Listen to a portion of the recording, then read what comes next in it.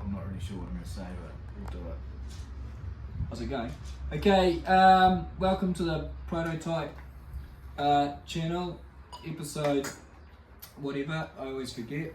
So today we're experimenting a little more with a further development of a sort of a membrane potentiometer, or I'm not sure if you'd even call this a membrane potentiometer. I suppose you would. This piece of rubber is a membrane, isn't it? Yeah, you consider that a membrane. Okay, we'll consider this a membrane. Yeah. This is the membrane of the membrane potentiometer.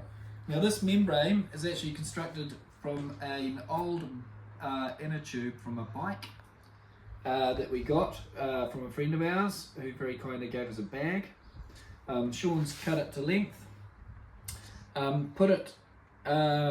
painted the underside of it, which I'm not sure he's going to this side. It's a bit hard to see, the paint is black, but that's covered with conductive paint, and so is this surface here on the wood.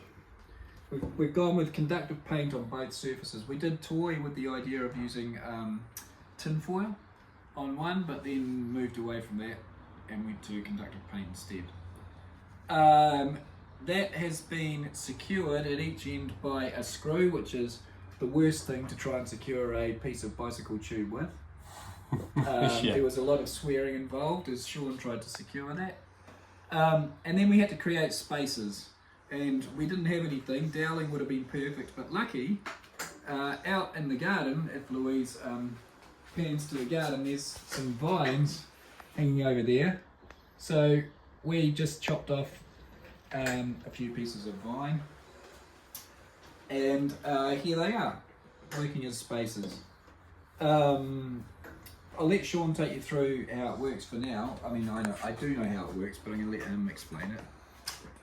Yeah, so just like a potentiometer, at each end we've hooked up, in this case, just a multimeter, just to demonstrate. But there's a wire here connected down to the wood side of it, and then that's isolated by these spaces from the conductive paint under here. So if I go under there, you should be able to see here on the multimeter that when I press to the first spot, you get about 1.2K, it's a bit all over the show. And then the other one, it's reading the same. Before they were giving different values. I'm sure we'll make it work, hang on, give us a second. It's dodgy, as you can tell. That's a bit more like it, okay. So that's what we expect to see, is a lower resistance when we're making the short closer to the wires, and a higher resistance out here, which we can feed into the Arduino to control Drew's instrument. Yeah, I mean, eventually it won't be like this. It's going to be a little more sophisticated. This is the MacGyver version. Yeah, we're just missing the pine cone. What I was going to say about it is that a lot of the dodginess in the readings will probably be the way Sean's having to actually hold things against the paint. You probably need I think we possibly need thicker paint, a thicker layer of paint. Yeah. Conductive paint. And we might make it a little longer, and there's all sorts of things we need to try. Different spaces. Obviously this vine is not ideal, but it's doing the job just to see what we get. Yeah. I think this is promising. This is the direction that the design is going to go.